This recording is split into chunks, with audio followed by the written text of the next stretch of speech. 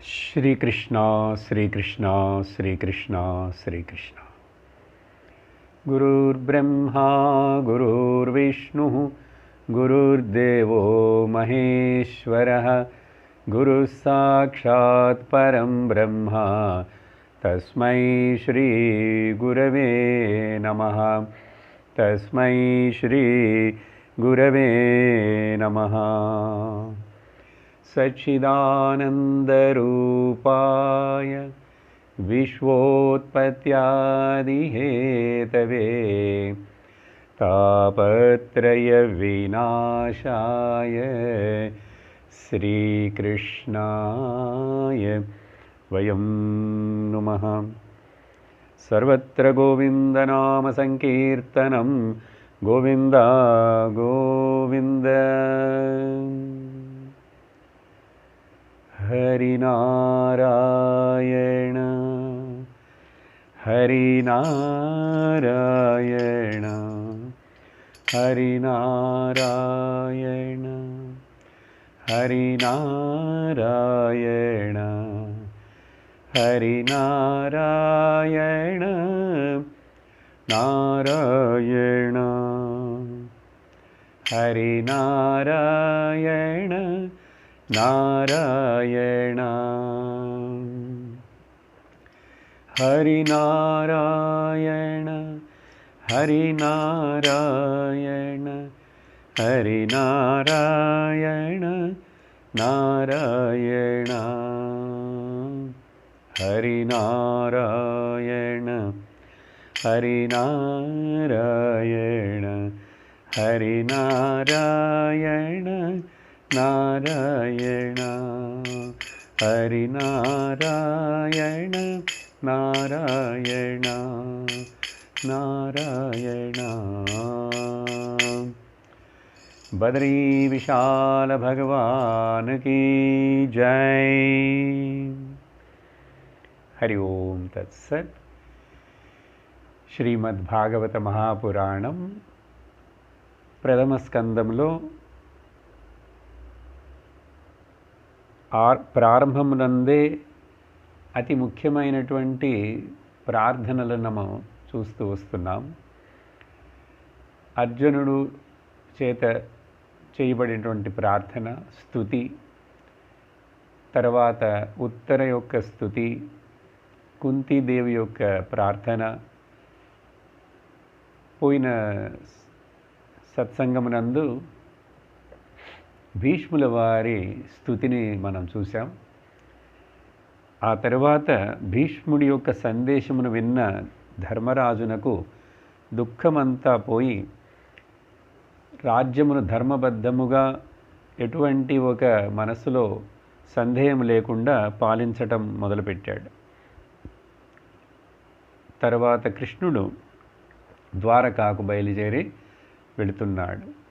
ఆ ద్వారకాకి బయలుదేరి వెళ్ళేటప్పుడు అథ దశమోధ్యాయః, చాలా రోజులుగా బయలుదేరి వెళ్ళాలనుకుంటున్నాడే కానీ వెళ్ళనివ్వలేదు వీళ్ళందరూ. ఈరోజు బయలుదేరి వెళ్ళబోతున్నప్పుడు ఉద్ధవుడు సాత్యకుడు రథమును తోలుతుండగా అర్జునుడు పాండవులందరూ కూడా కృష్ణుడిని సాగనంపటం కోసం ఊరు బయట వరకు వస్తున్నారు. హస్తినాపురంలోని ప్రజలందరూ, స్నేహితులు, మిత్రులు, బంధువులు, భక్తులు అందరూ కూడా ఆ కృష్ణుడిని చూసి నమస్కరించి ఆయనకు సాగనంపేందుకు బజార్లన్నిటి మీదను, జనము కూడేటువంటి జంక్షన్స్లోను, మేడల పైన అందరూ జనాలు అట్లా వచ్చి కృష్ణుని చూస్తూ ఆ కృష్ణుడి రూపమును మైమరిచి చూస్తూనే ఉన్నారు కళ్ళ ఆర్పకుండా. అందరికీ కళ్ళల్లో నీళ్లు వస్తున్నాయి, దుఃఖం వస్తున్నది, కృష్ణుడు మనల్ని వదిలి వెళుతున్నాడే అని. అటువంటి సమయంలో మనస్సులోనే వాళ్ళందరూ ఆ కన్నీళ్ళని బయటికి రాకుండా ఆపుకుంటూ కృష్ణుడిని చూసి చిరునవ్వు నవ్వుతూ, ఆయన కూడా అందరినీ చూస్తూ చిరునవ్వు నవ్వుతూ పెద్దవాళ్ళందరికీ నమస్కారం చేస్తూ కృష్ణుడు అట్లా బయలుదేరి వెళ్ళేటప్పుడు హస్తినాపురంలో అలా కృష్ణుణ్ణి చూస్తూ ఆయన సాగనింపు చేస్తున్నటువంటి ఆ స్త్రీలు చాలామంది వాళ్ళు అక్కడక్కడ గుంపులుగా ఉండి వాళ్ళల్లో వాళ్ళు హస్తినాపుర స్త్రీలు మాట్లాడుకుంటున్నారట. చూడండి, ఇక్కడ కూడా వ్యాసుల వారు ఆ పరబ్రహ్మ తత్వమును తీసుకొస్తున్నారు. ఒక 4-5 శ్లోకములలో ఆ స్త్రీలందరూ ఏమేమి వాళ్ళ లోపల వాళ్ళు అందరూ ఒకళ్ళకొకళ్ళు మాట్లాడుకుంటున్నారు, చెప్పుకుంటున్నారని చెప్తున్నప్పుడు ఇక్కడ కూడా ఏం చెప్తున్నారు? పరబ్రహ్మ స్వరూపుడైనటువంటి ఆ పరమాత్మ జగద్రూపముగా ప్రకటనమవుతున్నాడు. మాయాశక్తి చేత ఆయన విలాసాలన్నిటినీ చూపిస్తున్నాడు.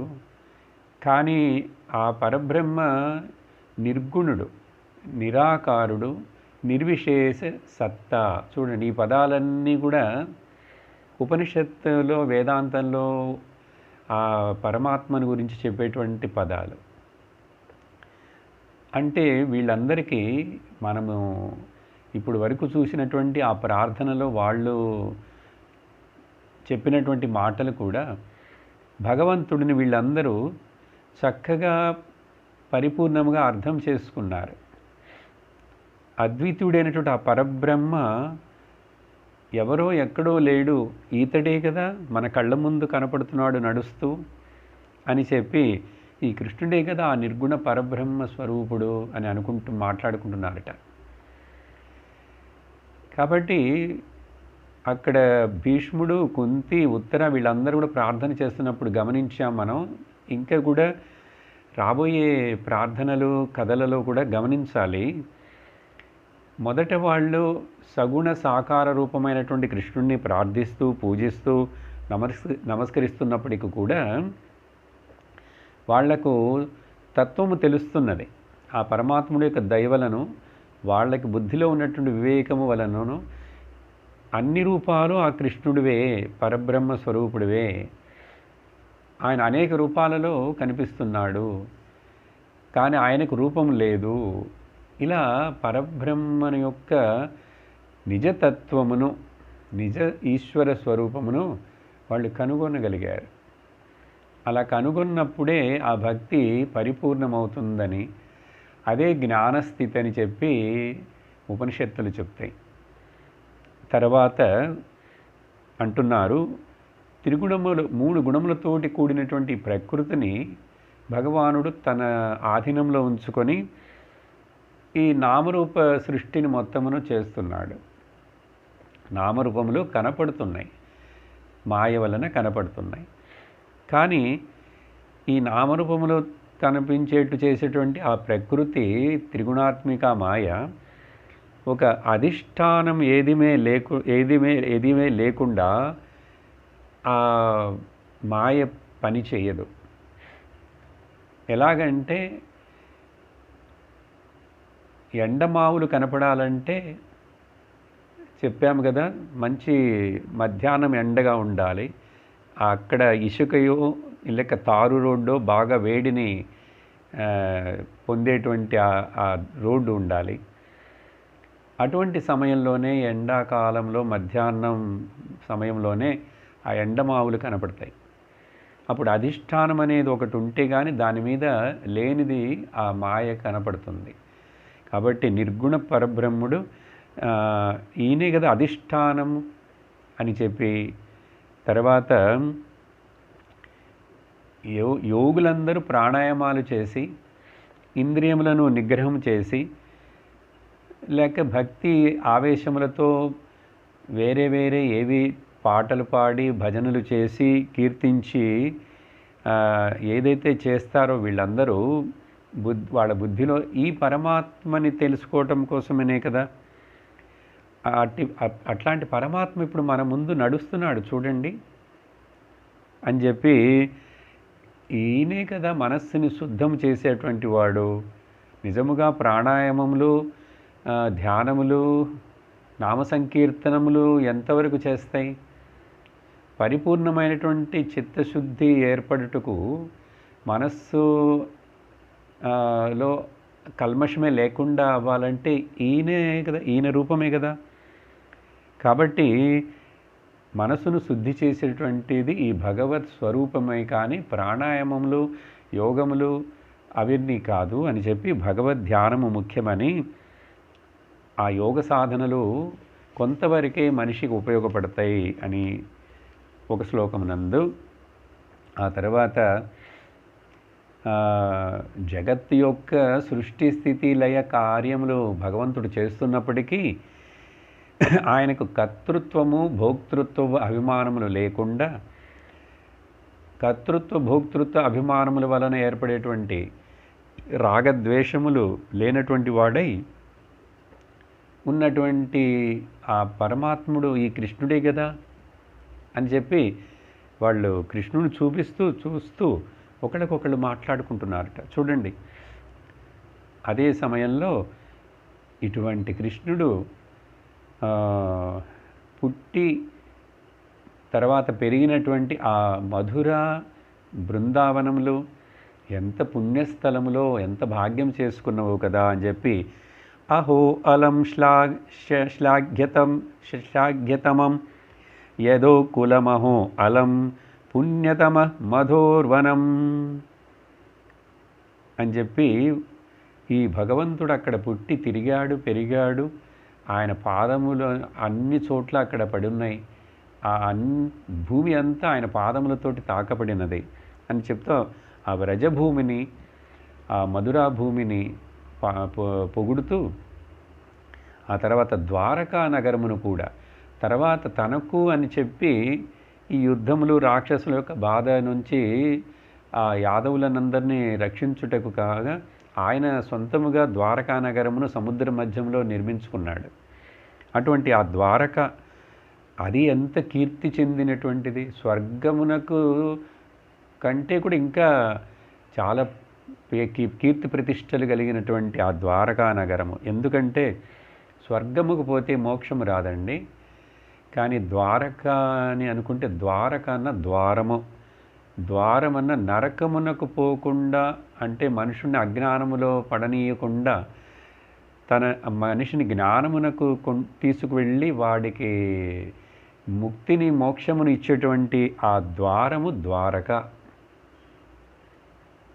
ఓకే, ద్వారిక అదే అక్కడ వాళ్ళు రాసినటువంటి ద్వారిక అని ఇక్కడ మనం ద్వారక అంటున్నాం తెలుగులో. ఇలా అనేక రకములుగా ఆ కృష్ణుడి గురించి మాట్లాడుకుంటూ ఆ కృష్ణుడిని చూస్తూ నమస్కరిస్తూ చిరునవ్వులతో టాటాలు చెప్తూ ఆయన కూడా అందరినీ చూసి నవ్వుతూ అలా పైనుంచి బయలుదేరెళ్తున్నాడు. ఆ తరువాత నగరము చివరి వరకు వీళ్ళందరూ వెళ్ళి పాండవులు అర్జునుడు తెల్లటి గొడుగు పట్టుకొని కృష్ణుడిని అనేక రథములు గుర్రములతోటి వెనక వెళ్ళి ఆ తర్వాత మరలా అందరూ తిరిగి వచ్చేశారు. ఆ తర్వాత కృష్ణుడు ద్వారకా నగరమునకు సాయంకాలం వరకు ఆ రథములో ప్రయాణం చేసి ఇంకా కొద్దిసేపటిలో సూర్యుడు అస్తమించబోయేటప్పుడు ఆ కృష్ణుడు అక్కడ ద్వారకా నగరమును చేరుకోబోతున్నాడు. అక్కడ ఆ నగరమును చేరుకుటకు ముందుగానే కొంచెం దూరంలోనే తన యొక్క పాంచజన్య శంఖాన్ని ఊదాడట.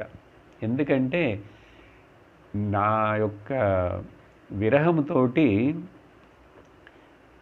నా భక్తులు నా ప్రజలందరూ కూడా నన్నే ధ్యానిస్తూ అక్కడ ఉన్నారు, వాళ్ళకి కొంచెం ముందుగానే నేను అక్కడికి చేరుటకు ముందుగానే వాళ్ళకి తెలియచేస్తే ఆనందపడతారు కదా అని చెప్పేసి ఆ శంఖమును ఊదాడుట. ఊదితే ఆ శబ్దమును వాళ్ళందరూ తెలుసు, వాళ్ళకి ఈ శంఖము శబ్దము కృష్ణుడిదే అని. ఆ తర్వాత వాళ్ళందరూ ఆనందముతోటి కృష్ణుడిని ఆహ్వానించుటకు దీపములు వెలిగించి దేవుడి దగ్గర దీపారాధనలు చేసి అంత ఇళ్ళు వాకిళ్ళన్నీ అలంకారం చేసి కృష్ణుడిని ఆహ్వానించుటకు అందరూ తయారయ్యి రోడ్ల మీదకి వచ్చారట. అలా కృష్ణుడు ద్వారకా నగరమునకు ప్రవేశించాడు. అక్కడ ప్రజలందరికీ చాలా సంతోషం. ఆ తరువాత అధ్యాయమునందు పరీక్షిత్తు జన్మను గురించి మరలా ఇప్పుడు, ఎందుకంటే పరీక్షిత్తు జన్మ గురించి చెప్తే కానీ పరీక్షిత్తుకి భాగవతం చెప్పిన విషయం కథ కొనసాగుతుంది. అందుకని శౌనకాది ఋషులు వీళ్ళందరూ మరలా ప్రశ్నించడం మొదలుపెట్టారు సూత మహామునిని. ఆ పరీక్షిత్తు యొక్క జన్మ ఏర్పడింది కదా, భగవాను శ్రీకృష్ణుడు చేత రక్షింపబడినటువంటి ఆ ఉత్తర గర్భములో శిశువు పుట్టాడు. పుట్టిన తర్వాత ఆ తర్వాత అతను వచ్చి గొప్ప బుద్ధిశాలి మహాత్ముడైనట్లుగా మేము విన్నాము. ఆయన యొక్క గొప్ప కార్యములు తర్వాత ఆ మరణము ఏర్పడినది ఆయనకు ఒక శాపముతో వలన ఈ విషయములన్నిటినీ మరణించిన తర్వాత ఎటువంటి గతిని పొందాడు ఆయన, ఎందుకు ఆ మరణం ఆయనకు శాపము వచ్చినది, ఇలా అవన్నిటిని మాకు చెప్పండి అని చెప్పి మేము శ్రద్ధతోటి వినటానికి తయారుగా ఉన్నామని అడుగుతారు. ఆ తర్వాత సూతుడు చెప్పటం మొదలు పెడుతున్నాడు. చెప్తున్నప్పుడు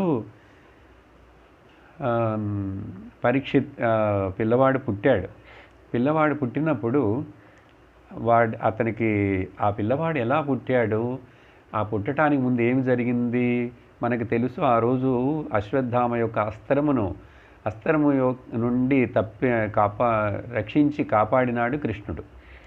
ఎలా కాపాడాడుట, ఈ పిల్లవాడు గర్భంలో ఉన్నప్పుడే ఈ శిశువు కండి పరీక్షిత్తుకి గర్భశ్రీమాన్ అని పిలువబడతాడు. గర్భశ్రీమాన్ అంటే అమ్మ పట్టులో ఉన్నప్పుడే ఈ పిల్లవాడు భగవద్ దర్శనం చేసుకున్నాడు. వీడికి భగవద్ దర్శనం కలిగినది అక్కడ. శ్రీమాన్ అంటే ధనవంతుడని అర్థం అండి లోకంలో. గర్భశ్రీమాన్ అంటే ఇంకా పుట్టనే లేదు కానీ చాలా ధనవంతుడు, శ్రీమంతుడు అంటే ఇంకొక అర్థం కూడా తీసుకోవచ్చు. ధనవంతుల ఇంట్లో పుట్టే పిల్లలు ధనవంతులే కదండి. కోటానుకోటి రూపాయలు ఉన్నటువంటి ధనవంతుల ఇంట్లో పుట్టే పిల్లలు గర్భశ్రీమానని వాళ్ళనే పిలవచ్చు. కానీ ఇక్కడ నిజమైనటువంటి శ్రీమంతుడు ఎవరు అంటే ఆ శ్రీమన్నారాయణుని యొక్క కృపా కటాక్షములు ఏర్పడినవాడు, ఆ శ్రీమన్నారాయణుడి యొక్క మీద భక్తి కలిగినటువంటి వాడు, ఆ శ్రీమన్నారాయణుడిని దర్శించినటువంటి వాడు శ్రీమాన్. కాబట్టి ఇట్లా అమ్మ పొట్టలో ఉన్నప్పుడే పుట్టకముందే దేవుడి యొక్క భగవంతుడి దర్శనం ఏర్పడినటువంటి ఒకే ఒక వ్యక్తి మనకు తెలిసిన ఈ పురాణములన్నిటినందు చూస్తే ఈ పరీక్షిత్. కాబట్టి ఇన్ని గర్భశ్రీమాన్ అని చెప్పబడుతుంది. అప్పుడు ఎలా రక్షించాడు భగవంతుడు? లోపల శంఖచక్ర గదాపద్మములతోటి కూడినటువంటి, ఇక్కడ చెప్పబడింది, అంగుష్టమాత్రమమలం స్ఫురటమౌలినం. ఆ భగవంతుణ్ణి ఆ పిల్లవాడు గర్భములో ఉన్నప్పుడు చూశాడుట. ఎలాంటి విగ్రహమును చూశాడంటే సాక్షాత్ శ్రీమన్నారాయణ విష్ణువే, కానీ చిన్న అంగుష్టమాత్రం, ఈ బొటన వేలంత సైజులో ఉన్నటువంటి ఆ భగవంతుడి యొక్క దివ్యమంగళ విగ్రహమును, రూపమును ఆ పిల్లవాడు లోపల చూశాడుట. ఆ విష్ణు చిన్న అంగుష్టమాత్రం, ఆ తర్వాత చక్కటి ప్రకాశముతోటి ఉన్నది, బంగారు కిరీటము ధరించి ఉన్నటువంటి, పట్టు పీతాంబర వస్త్రములు ధరించినటువంటి, శ్యామల వర్ణము శరీరము కలిగినటువంటి, ఒక మెరుపులాగా తేజస్సుతోటి ఉన్నటువంటి ఆ పరమాత్ముడు అక్కడ తన చుట్టూ తిరుగుతూ తనని కాపాడుతున్నట్లు చూశాడు. ఒక చిన్న ఆడుకుండే బొమ్మలాగా, చక్కటి కన్నుకి ఆహ్లాదమును కలిగించేటువంటి బొమ్మలాగా చూశాడట.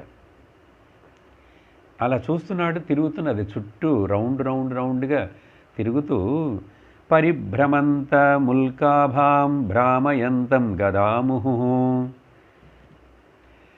అలా చుట్టూ తిరుగుతూ ఆ బ్రహ్మాస్త్రమును, అశ్వత్థామ దానిని నారాయణ అస్త్రము ముందు బ్రహ్మాస్త్రము నమస్కరించి వెళ్ళిపోతుందండి. అందుకని బ్రహ్మ తేజస్సు నారాయణ తేజస్సు ముందు నిలవదు. అప్పుడు అలా చూశాడట. చూసి తర్వాత ఆ పిల్లవాడు పుట్టిన తర్వాత కొంచెం మాటలు రావటం మొదలుపెట్టిన తర్వాత ఎవరు ఇతను అతనెవరు అని చెప్పి అడుగుతూనే ఉండేవాడుట. అతడెవడు ఎక్కడున్నాడు ఎవరు అతను అని చెప్పి అడుగుతుండడం వలన ఇతనికి పరీక్ష చేసేవాడుట.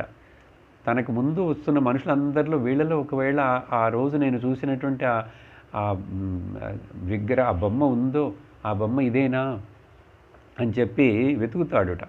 అలా వెతకటం వలన లోకంలో ఇతనికి పేరు పరీక్ష చేస్తాడు. కాబట్టి అన్నిటిలోనూ ఎక్కడున్నాడు ఆ భగవంతుడు, ఎక్కడున్నాడు, నేను ఆ రోజు చూసినటువంటి ఆ రూపం ఎక్కడని వెతుకుతాడట. అందుకని పరీక్షిత్ అని పేరు పెట్టారు. పరీక్ష చేసేటువంటి వాడు, పరీక్షిస్తున్నాడు, క్వశ్చన్ చేస్తున్నాడు, వెతుకుతున్నాడుట. కానీ ధర్మరాజు ఆ తర్వాత ఈ పిల్లవాడికి జాతకర్మలు చేయించి అవన్నీ చేసిన తర్వాత బ్రాహ్మణుల చేత పెట్టబడినటువంటి పేరు ఏమిటంటే విష్ణురాతుడు. విష్ణురాత అంటే విష్ణువు చేత రక్షించబడి పుట్టినటువంటి వాడు అని అర్థం. కానీ ఆ పేరు ఎవరికి తెలియదు కదండి. పరీక్షిత్ అనే పేరు ప్రసిద్ధమైంది లోకంలో. జాతకర్మలు చేయించి జాతకములు రాయించి బ్రాహ్మణులని ధర్మరాజు అడుగుతున్నాడు, ఈ పిల్లవాడి గురించి చెప్పండి అంటే ఆ రోజుల్లో ఉన్నటువంటి ఆ బ్రాహ్మణులు ఎంత శక్తివంతులో చూడండి. వాళ్ళు చక్కగా అన్ని వివరిస్తూ ఇతడు ఎంతటి శక్తివంతుడు, ఇతనిలో ఉన్నటువంటి నల్ల గుణములు ఇవన్నిటిని చెప్తూ చాలా విషయాలని చెప్పారు. కార్తవీర్యార్జునుడు లాగా ఇతడు చాలా బలవంతుడు, అగ్నిహోత్రము లాగా జ్వలించేటువంటి వాడు, సముద్రంలాగా గంభీరంగా ఉండేటువంటి వాడు, ఇలా హిమవంతుడులాగా ధైర్యంతో ఉండేవాడు, స్థిరముగా ఉండేవాడని ఇట్లా చెప్తూ అన్నీ చెప్పి ఆ తర్వాత ప్రహ్లాదును లాగా శ్రీకృష్ణుడి మీద దృఢమైన భక్తిని కలిగి ఉంటాడు అని చెప్పి పెద్దలను సేవిస్తాడు, అనేకమైనటువంటి అశ్వమేధ యాగములను చేయగలడు అన్నీ చెప్తున్నారు వాళ్ళు. ఇతడు రాజుగా ఉండి రాజర్షులకు కూడా పుత్రుడుగా ఉండి రాజర్షులైనటువంటి పుత్రులకు తండ్రిగా ఉంటూ దుష్టులను దండించి భూమాత యొక్క భారమును తగ్గించి ధర్మమును నిలబెట్టేటువంటి వాడు, కలిని నిగ్రహించగలడు. కలి ఎందుకంటే ఆ రోజే కలి మొదలైంది. కృష్ణుడు ఈ లోకమును వదిలి వెళ్ళినప్పుడే కలియుగం ప్రారంభమైనది. కాబట్టి కలిని నిగ్రహించగలడు. అప్పుడు పరీక్షిత్తు ఈ ధర్మరాజు వీళ్ళందరూ జీవిస్తున్న ఆ చివరి సంవత్సరములు కలియుగం నందు అలా చెప్తూ వాళ్ళు ఇతనికి రాబోయే శాపం గురించి కూడా వాళ్ళు ముందుగానే ఫోర్కాస్ట్ చెప్తున్నారండి, భవిష్యత్తు కూడా. ఇతడికి ఒక ముని కుమారుడు వలన శాపము ఏర్పడి తక్షకుడనే పాము చేత కాటు వేయబడి ఇతడు మరణించగలడు. కానీ అప్పుడు ఆ శాపం వచ్చిన తర్వాత సంసారము వేటి మీద కూడా, రాజ్యము మీద, భార్య పిల్లవాడి మీద ఆసక్తి లేకుండా ఇతడు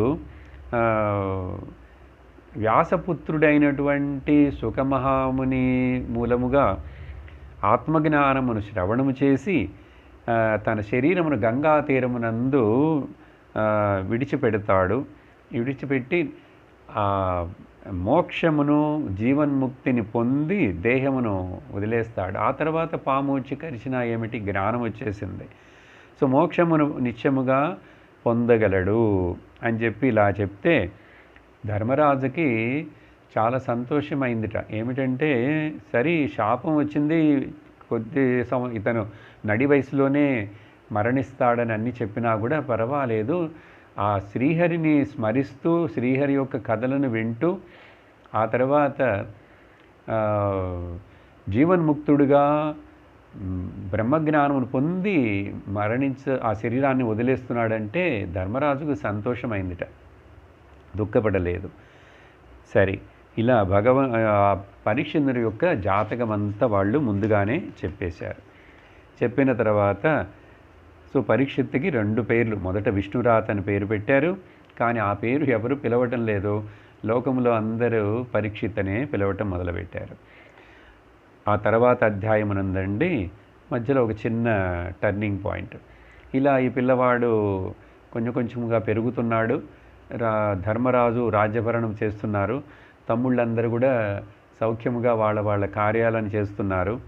అలా చేస్తున్న సమయంలో కొద్ది సంవత్సరములు కొద్ది నెలల తర్వాత సంవత్సరముల తర్వాత ఒకరోజు ఎవరో సడన్గా ఒక సన్యాసి, ఒక యతి మహాత్ముడు వచ్చినట్లుగా ద్వారపాలకుడు వచ్చి ఎవరో మన రాజ్యభవనం దగ్గరికి వచ్చి ప్రవేశిస్తున్నారు, లోపలికి రావచ్చని అడుగుతున్నారు అని చెప్పి ఎవరు అని చెప్తే యతి వచ్చాడు సన్యాసి అనగానే ధర్మరాజు వాళ్ళ మీద చాలా గౌరవం కదా, పరిగెత్తుకుంటూ వెళ్ళి చూస్తే ఆశ్చర్యపోయినాడు. ఎవరు 36 సంవత్సరముల ముందు ఆ భారత యుద్ధము ప్రారంభించటానికి ముందు అంటే అండి, ఇప్పుడు ఈ కథ చెప్పేటప్పుడు ఇక్కడ ఈ రోజుకి 36 సంవత్సరాలు అయిపోయినాయి. అప్పుడు పరీక్షిత్తు కొంచెం పెద్దవాడైనాడు,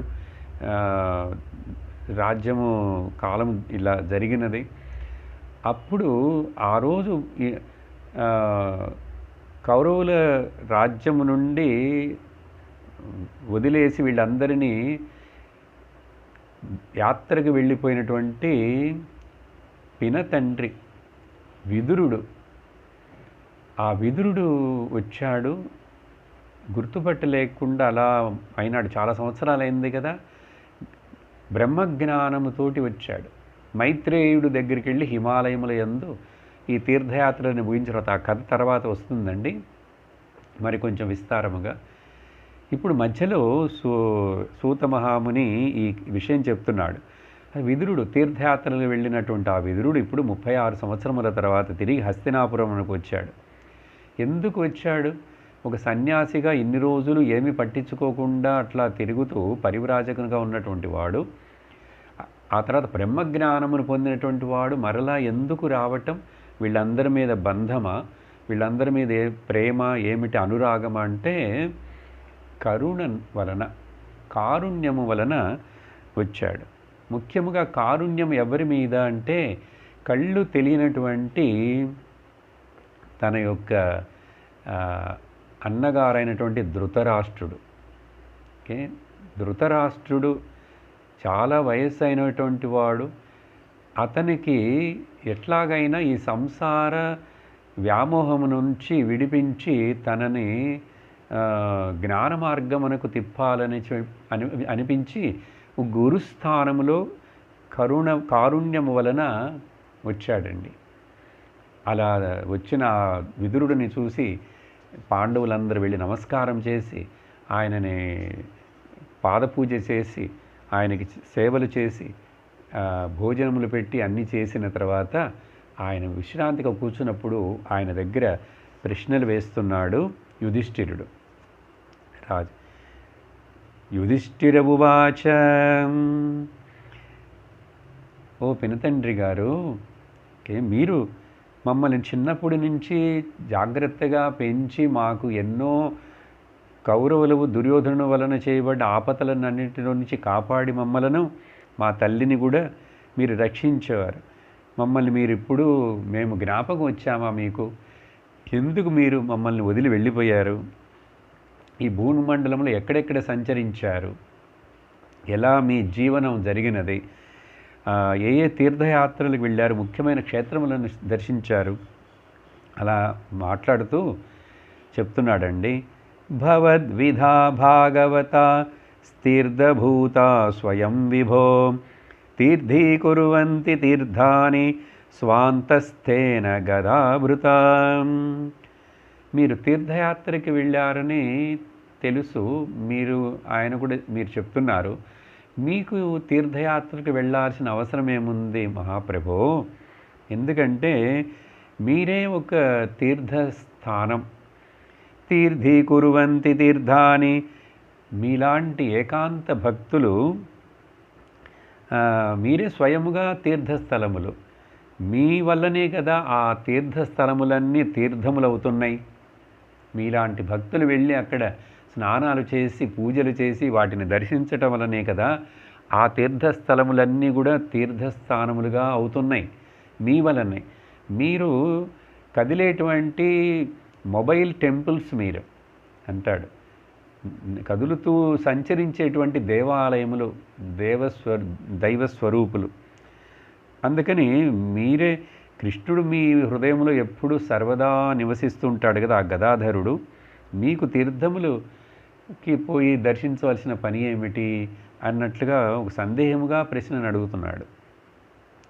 దీనిలో ఒక సూక్ష్మమైన కథ ఉందండి. తీర్థస్థలములు కూడా అవి మంచి తీర్థస్థానములు అవుటకు కారణము ఈ సాధువులు, మహాత్ములు, సంత పురుషులు వచ్చి వాటిల్లో స్నానాలు చేస్తూ వాళ్ళ యొక్క తపో త్యాగ పుణ్య జ్ఞానమునంతా కూడా దాంట్లో వాళ్ళు ధారపోస్తుంటారు.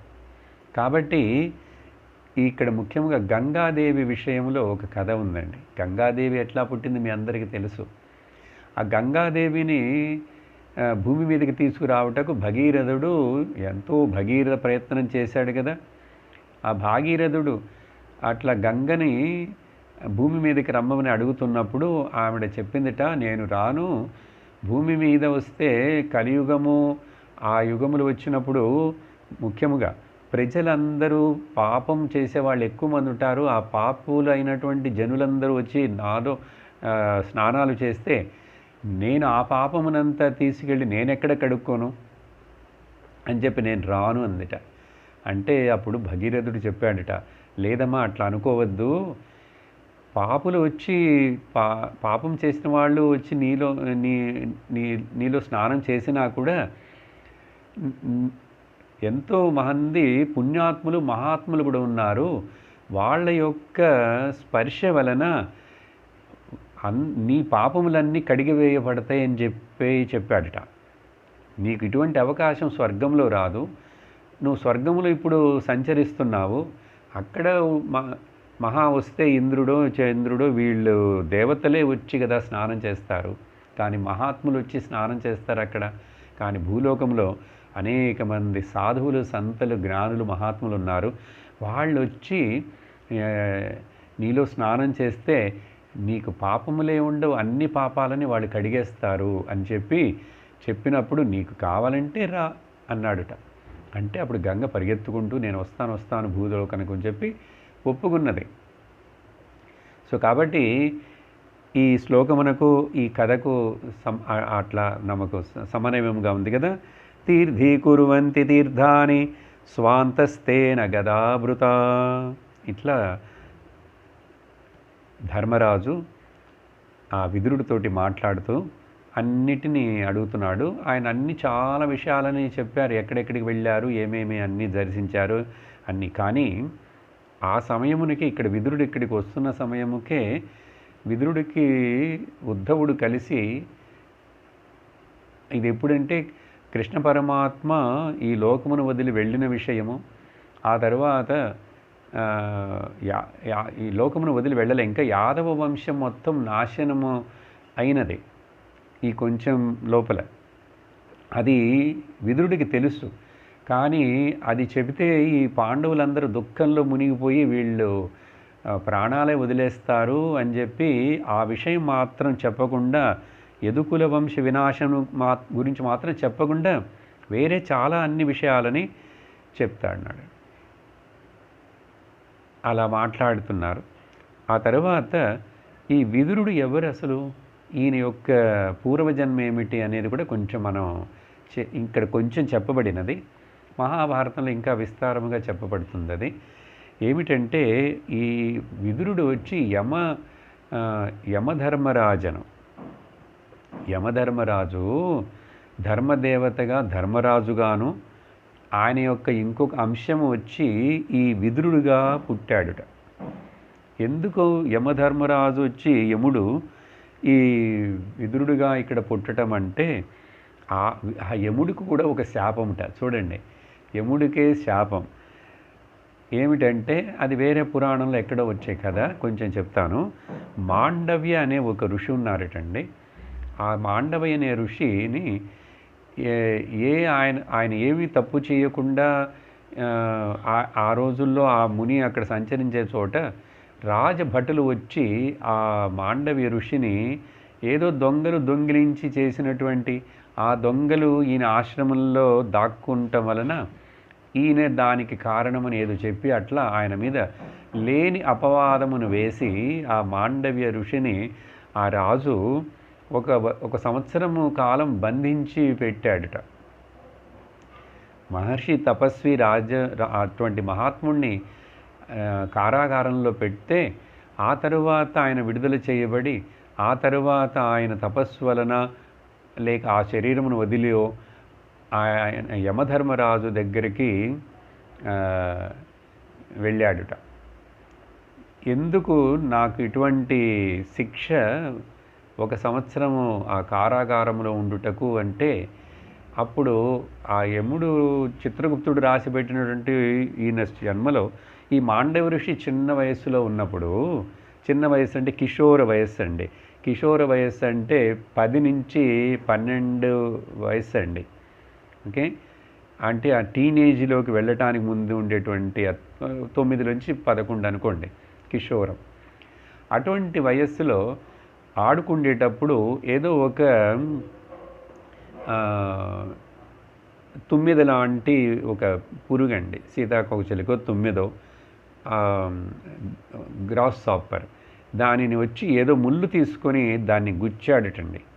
ముళ్ళు తీసుకొని దాన్ని గుచ్చాడుట. అందువలన ఆ పాపమునకు నీకు ఇటువంటి శిక్ష ఒక సంవత్సరము నువ్వు రాజు యొక్క కారాగారంలో ఉండుటకు అని చెప్పి బదులు చెప్పాడు యముడు. అప్పుడు మాండవ్య ఋషి యముడిని ప్రశ్నిస్తున్నాడు. శాస్త్రము చదివిన వాడివే, అన్నీ తెలిసిన వాడివే, మర్చిపోయి ఉంటావు.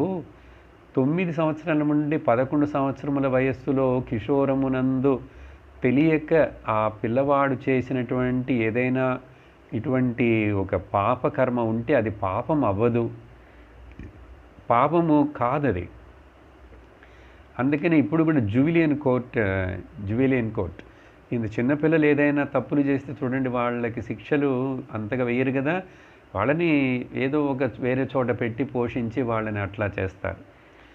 అందుకని చిన్నపిల్లవాడు, సో ఆ సమయంలో వాళ్ళకి విచక్షణ తెలియదు, ఇంకా వివేకము రాలేదు కాబట్టి అప్పుడు అది ఎప్పుడు తప్పు అవుతుంది, నాకు అటువంటి దండనిచ్చావు కాబట్టి తెలియక మర్చిపోయి శాస్త్రమును నువ్వు ఇటువంటి దండన ఇచ్చినందుకు నువ్వు ఇప్పుడు ఒక భూలోకములో 100 సంవత్సరములు భూలోకములో మనుషుడిగా పుట్టి ఒక 100 సంవత్సరములు నీవు జీవించి రావాలి, దానికి దండనని చెప్తే ఆ మాండవ ఋషి యొక్క శాపము వలన యముడు ఇక్కడ విదురుడుగా పుట్టాడు. సరేండి, అప్పుడు ఇది ఆ విదురుడు యొక్క కథ. సరే, ఈ విధముగా విదురుడు ఆ రోజు ఎందుకు ఇల్లు రాజ్యమును వదిలేసి కౌరవులను వదిలేసి వెళ్ళిపోయాడంటే, విదురుడు చాలా పరమ భాగవతుడు, భక్తుడండి ఒక విషయం. మరొక విషయం, ఆయన చాలా సాత్వికుడు, ఆయనకి నీతి శాస్త్రం, అందుకని విదుర నీతి అనే సపరేట్గా ఒక పుస్తకమే ఉందండి. అంత చక్కటి నీతి శాస్త్రం ఎలా తెలిసినవాడు, ధర్మమును ఎప్పుమే పట్టుకొని ఉండేటువంటి వాడు. ధృతరాష్ట్రుడికి ఎన్నోసార్లు భయము, దుఃఖము, సందేహము, తర్వాత నిద్ర రాకుండా ఉన్నప్పుడు ఇట్లాంటి అన్ని సమయాల్లో విదురుడు సత్సంగం చాలా విషయాలని చెప్పేవాడుట. ధృతరాష్ట్రుడు కావాలనే విదురుడా నాకేదైనా కథ చెప్పు, నాకేదైనా బోధించు, నాకు అది చెప్పి విదురుడి దగ్గర నుంచి చాలా విషయాలను వింటూనే ఉంటాడు. కానీ ఆ ధృతరాష్ట్రుడు యొక్క గుణం ఏంటంటే మారడు, వింటాడు కానీ మారడు. ఆయనకి is not ready to change, he never try to change himself. అప్పుడు విదురుడు ఇలా ఎందుకు వెళ్ళిపోయాడంటే, ఆయన చూశాడు ఇప్పుడు ఈ యుద్ధమును ఎవరు ఆపలేరు, మహాభారత యుద్ధం అండి. ఆ తర్వాత చివరిగా ఎన్నోసార్లు అన్నగారికి చెప్పాడు ధృతరాష్ట్రుడికి. ఒకరోజు ఇంక చివరికి కృష్ణుడు వచ్చి రాయభారమైంది, అన్నీ అయినాయి, ఎన్ని అయినా కూడా యుద్ధము రేపు ఇంక కాబోతున్నది అన్నప్పుడు ఆ ముందు రోజు రాత్రిటండి ధృతరాష్ట్రుడి దగ్గరికి మరలా వచ్చి సాయంకాలం సమయంలో రాత్రి చివరిసారిగా అన్న నేను చెప్పేది వినండి, రాజానే పిలుస్తాడు. విదురుడికి కూడా ఒక మంత్రి స్థాయిలో ఒక పదవి ఉన్నది. ఇప్పుడు ఎవరు లేరు, పర్సనల్గా మాట్లాడుతున్నాం కాబట్టి అన్నగారు వినండి, ఇప్పుడైనా నువ్వు అనుకుంటే ఈ యుద్ధమును ఆపచ్చు. నీకు అటు నువ్వు రాజా, ఇక్కడ భూపతి నువ్వుదా. కాబట్టి నీ పిల్లవాడు దుర్యోధనుడికి పిల్లల మీద మమకారముతోటో లేక దుర్యోధనుడి యొక్క అరాచకమును చూసి భయపడి ఎందుకో నువ్వు వాడిని కంట్రోల్ చేయలేకపోతున్నావు. ఆ దుర్యోధనుడు, నేను ఆ రోజే చెప్పాను వాడిని మొదల్లో జైల్లో పెట్టాను, కానీ నువ్వు వినలేదు. ఇలా ఆ దుర్యోధనుడి గురించి చెప్తూ ఇప్పుడైనా సరే నువ్వు అనుకుంటే రేపు యుద్ధం జరగకుండా ఆపచ్చు అని చెప్పి చివరిసారిగా సలహా ఇవ్వటకు విదురుడు వచ్చాడండి. వచ్చి ఇట్లా మాట్లాడుతున్నప్పుడే, వీళ్ళ సంభాషణ జరుగుతూ ఇట్లా దుర్యోధనుడి గురించి చెప్తున్నప్పుడే దుర్యోధనుడు ఆ వాకిట్లో పక్కన సైడ్లో నిల్చొని విని ఆ తర్వాత ఆ కోపమును ఆపుకోలేక లోపలికి వచ్చి విదురుడు పినతండ్రి గారిని, మంత్రి పదవిలో ఉన్నటువంటి విదురుడిని నోటికొచ్చినట్లు తిట్టి, నువ్వు మా అన్నం తింటూ మా రాజ్యంలో పదవి చేస్తూ ఇట్లా ఉంటూ వాళ్ళ పక్క మీరు మాట్లాడతారా, ఇదంతా అని చెప్పి చాలా నోటికి వచ్చినట్లుగా నిన్ను ఇప్పుడే ఈ నీ తలని ఖండించాలి, కానీ నేను అలా చేయను, అందుకని నువ్వు ఈ రాజ్యంలో ఉండుటయే నష్టం అని చెప్పి ఇట్లా తిట్టితే, కానీ విదురుడు ఆ ముందే నిర్ణయం చేసుకొని వచ్చాడు. ఈ యుద్ధము గనక ఆగకపోతే ఇక నేను ఇక్కడ ఉండటము, ఇటువంటి యుద్ధమును చూడటము, ఇక్కడ చేయటము ఇది అవసరం లేదు, నాకు ఇంకేం సంబంధం లేదని నిర్ణయించుకొని వచ్చాడు. ఎప్పుడైతే దుర్యోధనుడు ఇలా తిట్టాడో ఆయన ఇంకా కూడా శాంతముగా మళ్ళీ ఎదురు చెప్పకుండా ఏమి చేయకుండా అక్కడికి అప్పుడప్పుడే ఆ తల మీద ఉన్నటువంటి ఆయన యొక్క పదవికి సంబంధించిన తలభాగాన్ని తీసి అక్కడ పెట్టి, ఆయన యొక్క ఆయుధమును అక్కడ పెట్టి కేవలం వేసుకున్నటువంటి అంగవస్త్రములతోటే ఆ గుమ్మము నుంచి బయలుదేరి దిగి వెళ్ళిపోయాడటండి. ఇంకంతే, వెనక్కి కూడా తిరిగి చూడలేదు. ధృతరాష్ట్రుడు కూడా రమ్మని వెళ్ళొద్దని చెప్పలేదు, నేను వెళ్ళి వస్తాను అన్నాడు, అంతే. అక్కడ వ్యాసులు వారు సుఖమహాముని చెప్తారు, అహో ఎవరు ఆ ఇంటి గుమ్మమును దాటి వెళ్ళిపోతున్నాడు బయటికంటే కౌరవ లబ్ధ పుణ్యధనం.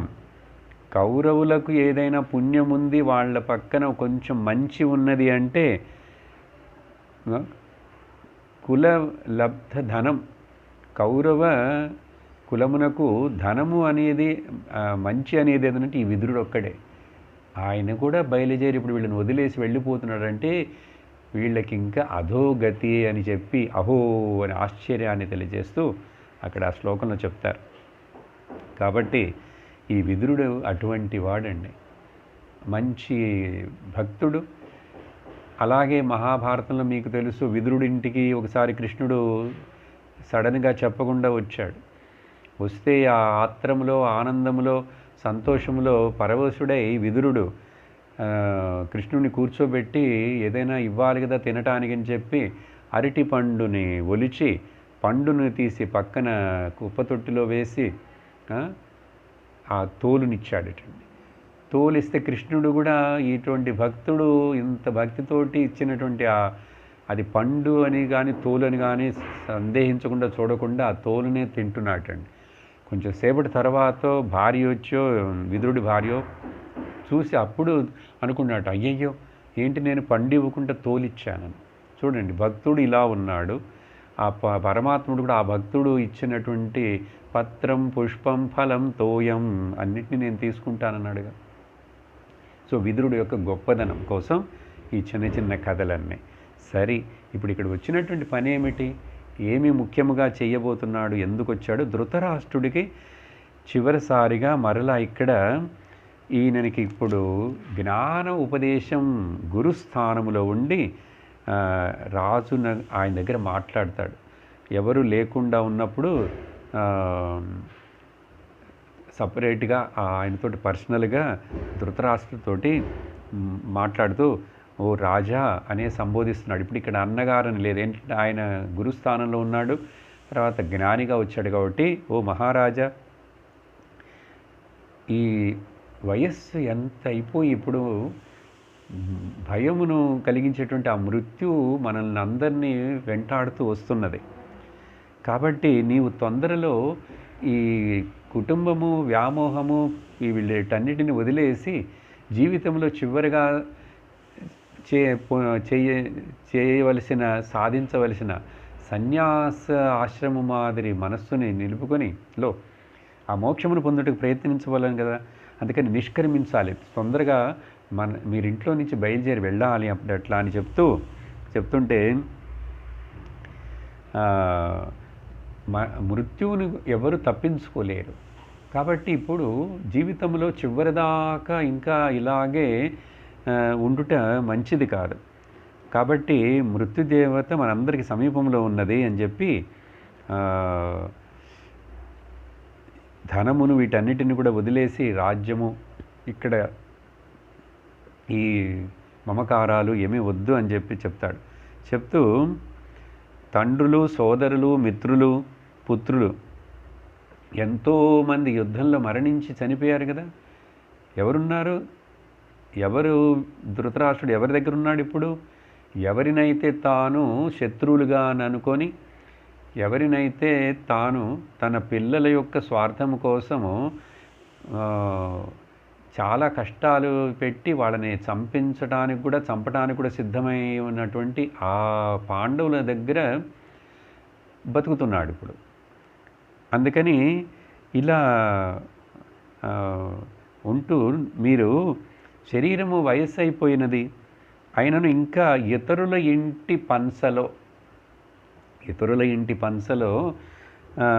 ఇట్లా పట్టుకొని వేలాడుతున్నారు మీరేమిటి అని చెప్తూ ఒక చక్కటి శ్లోకంలో ఈయనకి ఎట్లాగైనా వైరాగ్యమును కలిగించాలని చెప్పి కొంచెం విదురుడు గట్టిగానే ఆయనకి హృదయంలో గుచ్చేట్లుగానే చెప్పాలని మాట్లాడుతున్నాడండి. అలా చెప్తున్నప్పుడు అహో మహీయసి జంతోహో జీవితాశాయయా భవాన్ భీమేనావార్జితం పిండం ఆదత్తే గృహపాలవత్. అహో, ఎంత ఆశ్చర్యం! ఈ జంతు అంటే ఈ శరీరంలో ఉన్నటువంటి మనుషుడికి కూడా జంతువేనండి పేరు. జాయతి గచ్చతి ఇది జంతు, పుట్టినది కాబట్టి ఇది జంతు. ప్రాణికి జీవితం మీద ఆశ పోవటం లేదు ఎంత కాలమైనా కూడా. ఇది ఎంత పెద్ద ఆశ్చర్యమైన విషయం, మాయా యొక్క విషయం అని చెప్తూ, హే రాజా, నీకే వైరాగ్యం రావటం లేదని అడిగాడట. ఇంకా ఈ శరీరం మీద, ఈ లోకం మీద వ్యామోహం అంతా పోయి తపస్సు చేయాలని, భగవంతుణ్ణి గురించి స్మరించాలని మనసులో అనిపించట్లేదా? ఇంతమంది పిల్లలందరూ చచ్చిపోయినారు, ఎవ్వరు లేరు, ఒక్కడు లేడు, అందరూ పోయారు అంటే ధృతరాష్ట్రుడు అంటాడట, పోయినారు పర్వాలేదు, నాకు ఏదో ఈ పాండవులు రోజు భీముడు వచ్చి నాకు కావలసినవన్నీ చేసి పెడుతున్నాడు, అది ఈ శ్లోకంలో. కానీ మహాభారతంలో వింటే ఇదే. అందుకని నాకేమీ కొరత లేదు. పొద్దున చక్కగా ఇడ్లీ సాంబార్ ఇస్తున్నాడు, మధ్యాహ్నం మంచి వంకాయ కూర వేసి అన్నము అవన్నీ తీసుకొచ్చి పెడుతున్నాడు, సాయంకాలం వడ అవన్నీ ఇస్తున్నారు. ఇట్లా భీముడు అన్నీ నన్ను చూసుకుంటున్నాడు, నాకు దోమతెర కడతాడు, నాకు కాళ్ళు ఒత్తుతాడు, ఇట్లా అన్నాడు. అంటే అటువంటి దానికి ఈయన చెప్తున్నాడు ఏంటి, భీముడు అన్నీ వచ్చి మీకు సేవ చేస్తున్నాడా? భీముడు అన్నం తీసుకొచ్చి పెడుతున్నాడా? భీముడిచ్చేది అన్నం కాదన్నయ్య రాజా, అది పిండం అంటున్నాడు. చూడండి, భీమేనావర్జితం పిండం. ఎందుకంటే ఏ భీముడినైతే నువ్వు కట్టి పట్టుకొని కౌగిలించుకొని వాడిని పొడి పొడి చేయాలని అనుకున్నాడు కదా, అప్పుడు కృష్ణుడు రక్షించాడు కదా. అటువంటి భీముడు ఇప్పుడు నాకు అన్నీ చేస్తున్నాడు అంటున్నారు, సిగ్గు లేదు? వాళ్ళందరినీ అంత కష్టపెట్టి దుఃఖపరిచి వాళ్ళ ప్రాణాలు తీయటానికి ఎన్నో ఎన్నో చేస్తే నువ్వు ఇప్పుడు వాళ్ళ దగ్గర ఉంటూ ఎట్లా ఇక్కడ ఆ పిండం భీముడిచ్చేది తింటూ నాకు అన్నీ బాగానే జరుగుతున్నాయి కదా. చూడండి, ఇదే చాలామందికి వయసైన వాళ్ళకండి ఇళ్లల్లో టీవీ చూసుకుంటూ ఏదో తినటానికి 3 పూట్ల కోడలో వీళ్ళు చేసి పెడుతున్నారు పిల్లలు అనుకుంటూ జీవితంలో ఇంక అంతే. ఒక సత్సంగము కానీ శ్రవణం చేయటం కానీ ఏముండదు. ఆ టీవీ చూసుకుంటుంటే జీవితం గడిచిపోతుంటుందండి. ఏదో పొద్దున సాయంకాలం కొంచెం పూజ అంటారు. ఎప్పుడు జ్ఞానం వచ్చేది? ఎప్పుడు ఈ శరీరం మీద అభిమానం పోయేది? దేహాభిమానం పోవాలి, జీవాభిమానం పోవాలి. జ్ఞానంతోటి కదా ఈ శరీరమును, శాంతితోటి జ్ఞానముతోటి శరీరమును వదలాలండి. బాగా అర్థం చేసుకోండి. మనుషులకు జీవితంలో అందరూ పోవాల్సినదే, ఏ వయసులో పోతారో తెలియదు. సరే, వయస్సు వచ్చిన దాకా ఉంటాడని అనుకుందామండి. అట్లాంటప్పుడు కూడా మరి అప్పుడు ఇంకా టీవీలు, కాఫీలు, ఉప్మాలు, దోశలు వీటి మీదే ధ్యాస ఉంటే జపము, సాధన, ధ్యానము, చింతనము, శాంతి, మనసులో నెమ్మది అట్లా ఉండి కదా జ్ఞానము రావాలి కదా. ఆత్మజ్ఞానమును పొంది శాంతి, చివర శరీరం వదిలేటప్పుడైనా కూడా శాంతిగా శరీరమును వదలాలి కదా. ఇంకా మనవడిని చూడలేదు, మనవరాలని చూడలేదు, వాళ్ళకి అట్లా కాలేదు, వాడికి పెళ్ళి కాలేదు, వీడి పెళ్ళి కాలేదు, వీళ్ళందరూ నేను లేకపోతే ఎట్లా ఉంటారో అనుకుంటూ ఈ దుఃఖముతోటి శరీరమును వదిలితే మరలా వచ్చే జన్మ కూడా దుఃఖమయముగానే ఉంటుంది. అందుకని మనుష్య జన్మకి శరీరమునకు జ్ఞానమును పొంది శాంతితోటి శరీరమును వదలాలండి. మరి అట్లా చేయకుండా నువ్వు ఇక్కడ భీముడు పెట్టే ఆ అన్నం తింటూ ఉన్నానంటే పిండం అది రాజా, అన్నం కాదది. పైగా నువ్వు ఒక గృహపాలవత్ అని చెప్పి ఒక పదాన్ని ఉపయోగిస్తున్నాడండి. అంటే అర్థం ఏంటో తెలుసా? ఈ వాకిట్లో పంచలో ముందు పడుకొని ఉండేటువంటి కుక్కలాగా అంటున్నాడు. గృహపాలవత్ అంటే ఇదేదో పెద్ద మంచి పదముగా మనకు తెలుస్తుందండి సంస్కృతంలో. గృహపాలం అంటే ఏంటి తెలుసా? గ్రామ సింహం ఆ కుక్కకి పేరండి. గ్రామంలో చూడండి, ఆ కుక్క వచ్చిపోయే బండ్లని, కార్లని కూడా అది వెంటాడుతుంది. ఎందుకంటే ఇది నా రాజ్యం, నా ఊరు అని చెప్పి తను అనుకుంటుంది. అలాగే ఇక్కడ ఈ గ్రామసింహం అంటే గ్రామంలో, తర్వాత ఇక్కడ గృహపాలం, గృహం ఒక ఇంట్లో ఉండే ఒక కుక్క అయితే ఆ ఇల్లు తనది అనుకుంటుంటుంది. అందుకని ఎవరు వచ్చినా కూడా అరుస్తూ అటువంటి భావంతో అక్కడ ఆ కాపలా కాస్తూ ఇదంతా నాది అనే భావంతో అరుస్తూ ఉంటుంది చూడండి. అందుకని నువ్వేంటి అట్లా ఒక కుక్కలాగా ఇంటి పంచలో పడుకొని మరలా ఇక్కడ వాళ్ళు పెట్టింది తింటున్నానంటే నీకును ఆ కుక్కకి ఏంటి డిఫరెన్స్ అని అడుగుతున్నాడు. చూడండి, ఇంత గట్టిగా మాట్లాడితే కానండి కొన్నిసార్లు మనుషులకు వైరాగ్యం రాదు. కొంతమందికి ఎంత మాట్లాడినా కూడా అసలు తగలదండి. దున్నపోతు చర్మంలాగా గట్టిగా ఉంటుంది, ఇంజక్షన్ చేయలేం. సరి ప్రయత్నం చేస్తున్నాడు విదురుడు. అందుకని ఇట్లాంటి గట్టి పదం మాట్లాడి గృహపాలవత్, ఒక కుక్క ఇంటి ముందు పడుకొని కాపలా కాస్తున్నట్లుగా. ఇంకా ఎందుకు వాళ్ళ మీద ఆధారపడతావు? భగవంతుడి మీద ఆధారపడాలి కదా. ఇంకొక ఉదాహరణ కూడా చెప్తారండి. ఈ బల్లి ఉంది చూసారా, ఇంటి కప్పు మీద బల్లి మనం చూస్తే పైన రూఫ్లో ఉంటుంది.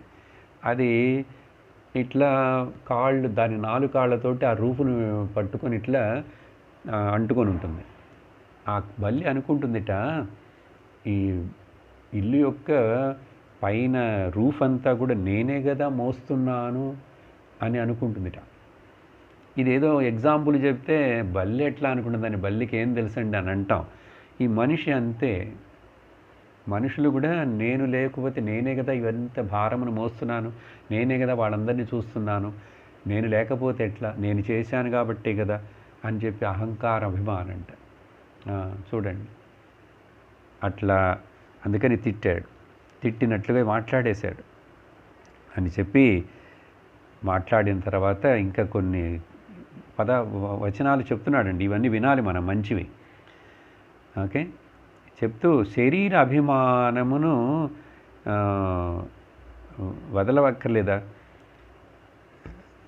ఇది వచ్చి శరీరం మీద మనం వేసుకునే వస్త్రం ఎట్లయితే క్షీణించిపోతుందో, ఆత్మస్వరూపమైన నేను ఈ శరీరం అనే వస్త్రమును వేసుకున్నాను.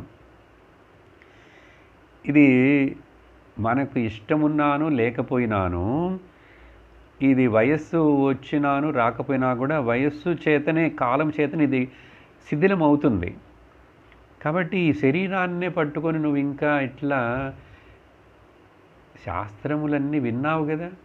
వానప్రస్థము సన్యాసాశ్రమం అంటే ఏంటి?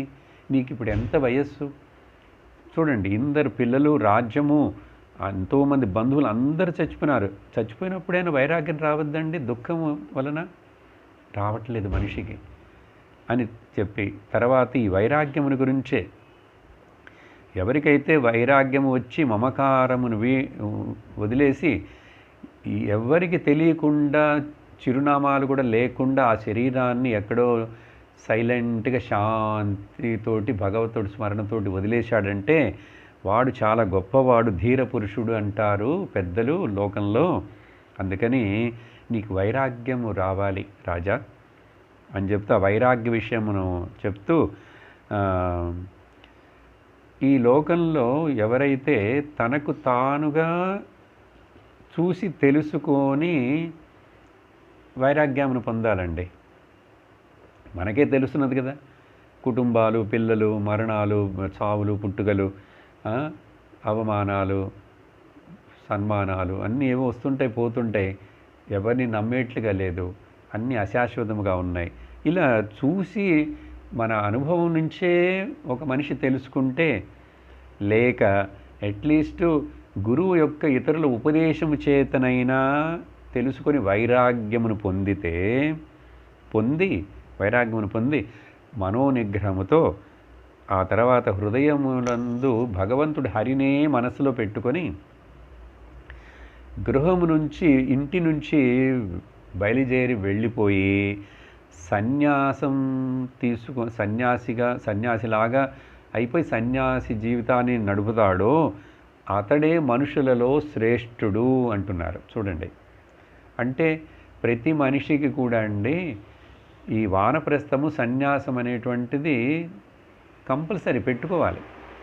ఎందుకంటే లేకపోతే చూడండి, ఈ వయసు అయిన వాళ్ళు డిటాచ్మెంట్గా జీవించకపోతే, ఈ రోజులు మోడర్న్ డేస్లో ముఖ్యంగా వీళ్ళు ఆ చిన్నవాళ్లకు, యంగ్ జనరేషన్స్ అందరికీ సమస్య అవుతారు.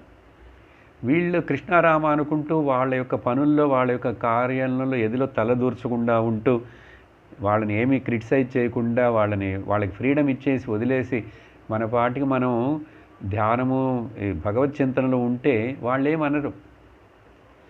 వీళ్ళకి అభిమానం వదలటం లేదు, వీళ్ళకి తగాదాలు, పోట్లాటలు. అందుకనే ఓల్డ్ ఏజ్ హోమ్లు. సో ఈ సమస్యలన్నీ ఎందుకంటే మనుష్యుడు విరమించుకోవాలి. రిటైర్ లాగానే జాబుకు మాత్రం రిటైర్మెంట్ కాదండి, లైఫ్లో కూడా ఆరోగ్యంగా ఉన్నాను లేకపోయినాను 50 వచ్చిందంటే వానప్రస్థం పెట్టె తయారు చేసుకోవాలండి, రెడీ. వానప్రస్థం అంటే మళ్ళీ చెప్పాను, ఎక్కడికో వనమునకు వెళ్ళుట అక్కర్లేదు, ఇంట్లోనే డిటాచ్డ్గా ఉండటం. అన్నిటినీ మనం దేంట్లోనూ తలదూర్చకూడదు. కోడలకి, కూతుళ్ళకి, అల్లుళ్ళకి, పిల్లలకి, కొడుకులకి అప్పగించేసేయటం అన్నీ. మనకు రోజు 3 సార్లు తినటానికి భోజనం దొరికితే, ఉండేందుకు కొంచెం నీడ ఉండి 2 వస్త్రములు ఉంటే చాలు అని అలా నిరాడంబరమైన జీవితం చేస్తూ ఏ కంప్లైంట్స్ చేయకుండా ఉంటే, that is the graceful way of leading the old age అండి. సరే, అప్పుడు అటువంటి ఇంకా చాలా వైరాగ్యం వచ్చేసి సన్యాసిలాగానే ఉన్న చోటనే జీవించవచ్చు. కానీ ఆ రోజుల్లో వెళ్ళిపోయేవాళ్ళు అట్లా. ఎందుకంటే ఇక్కడ ఉంటే మరలా ఏదో ఒకటి బంధం ఉంటూనే ఉంటుంది, మనస్సు వదలదని చెప్పి దూరముగా ఉండు, భగవంతుడి మీద ఆధారపడు, శరీరమునికి ఏమవుతుంది, ఎలా బతుకుతాను, ఏమవుతుందని లేకుండా అలా సన్యాసులు వెళ్ళిపోయేవాళ్ళు. అందుకని మనుషుడు ఎట్లయినా మానసికముగానైనా సరే, మెంటల్లీ వీ మస్ట్ రినౌన్స్. మానసిక సన్యాసము, వానప్రస్థము సన్యాసం అనేది అందరూ తీసుకోవచ్చండి. అందరంటే ఇదో జీవితంలో పనులన్నీ అయిపోయినాయి, కార్యములన్నీ చేసేసాం, ఇంకా నాకు ఇప్పుడు శాంతి కావాలి, జ్ఞానము కావాలి, జ్ఞానము శాంతి అని చెప్తూ అందుకనే ఎవరికి చెప్పకుండా బంధువులకి వీళ్ళకి ఎవరికి చెప్పొద్దు. రాత్రి మీరు ఉత్తర దిక్కుకు బయలుదేరి ఎక్కడైతే మహాత్ములందరూ వెళ్ళి జ్ఞానమును పొందారో ఆ హిమాలయముల వైపు బయలుదేరి వెళ్ళిపోమ్ము అంటాడు. అని చెప్పేసి పొద్దున్నే ఇంకా తెల్లవారుతున్నప్పుడు ఈ వాటలు విని విదురుడికి కొంచెం ధృతరాష్ట్రుడికి కొంచెం వైరాగ్యం వచ్చిందండి, వివేకం వచ్చి వైరాగ్యం వచ్చి ఆ విదురుడు దోవ చూపుతుండగా ఎవరికి తెలియకుండా కళ్ళు కట్టుకొని ఉన్నటువంటి గాంధారి కూడా ఆ భర్తను అనుసరిస్తూ వాళ్ళు ముగ్గురు ఇంట్లోంచి వెళ్ళిపోయారు. పొద్దున్నే ధర్మరాజు నిద్ర లేచి వచ్చిన వెంటనే వాళ్ళు మొదట ఈ అమ్మా నాన్నలకు, వాళ్ళ సొంత అమ్మా నాన్నలు కాకపోయినా కూడా పెదనాన్నగారు పెద్దమ్మ వీళ్ళకి నమస్కారం చేస్తారండి. అదే కదా సదాచారం. అలా తాను స్నానం చేసి అన్నీ చేసి నమస్కారం చేయుటకు వచ్చి చూస్తే వీళ్ళు లేరు, వాళ్ళ రూముల్లో లేరు. అక్కడికి వెళ్ళి చూసి విదురుడు పడుకున్న రూమ్లో చూస్తే అక్కడ ఆయన లేడు.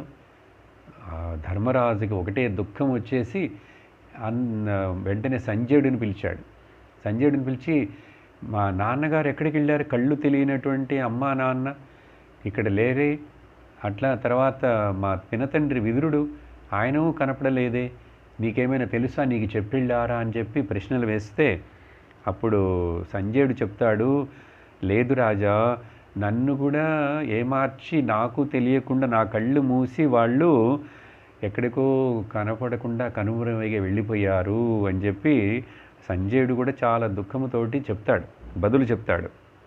అలా దుఃఖిస్తున్న సమయంలో నారదులు వారు అక్కడికి వచ్చారు. చూడండి, మంచి వారికి ఎప్పుడు కూడా దుఃఖాలు వచ్చినప్పుడు భగవంతుడు ఏదో ఒక రూపంలో,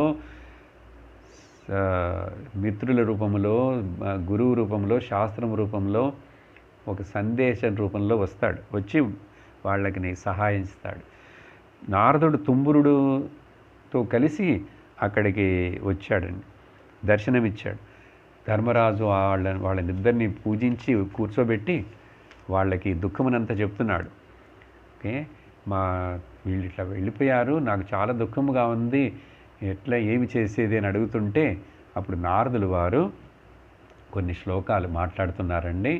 మళ్ళీ ఇక్కడ తత్వోపదేశం చూడండి, తత్వోపదేశం వస్తూనే ఉంటుంది.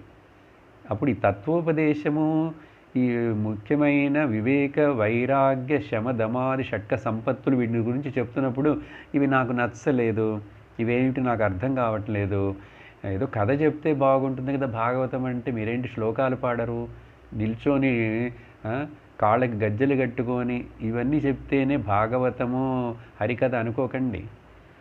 మనకు లోపల ఈ హరికథలో భాగవతములో మనం నేర్చుకోవాల్సిన విషయం ఏమిటి, ఎందుకు ఏమి చెప్పబడినది అని చెప్పి దాన్ని చూడగలిగితే మనం ధన్యులం. దాని యొక్క పర్పస్ అదే, అంతే. లేకపోతే మామూలు భక్తికి పాటలు పాడుకోవటానికిను కథలు వినటం, కథగా వింటూ ఉంటే కథ యొక్క ముఖ్యత్వం ఎందుకు రాశారండి ఈ కథని?